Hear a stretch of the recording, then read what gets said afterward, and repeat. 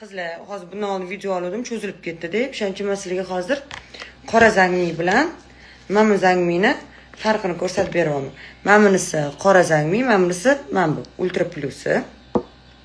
Ko'p sovurman qo'limga, xos.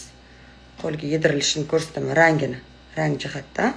Mana bu meni ko'zamga tushdi, bo'li temniyroq. Qo'lim toza, mana qo'limda qilaman.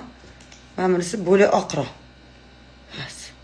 Ochroq qizlarga ketadi, ko'proq sovurman. Qorasi oqmi yoki qorasi temniyroq qizim, bejvisi ochroq. Mana.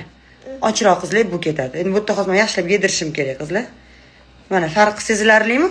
Qora zangmi bilan, mana qora zangmi bilan bu zangmi. Farqi sezilarlimi? Mana. Qo'limda qo'yardim. Qaysini qildim mana. Bu qora zangmi, men ishlatadiganim. Bu ultra, buni ham ishlataman. Lekin oq menga tushmabdi, men oqroq edim deganligi mana qizlar. Problema решено. Ovorasizlar.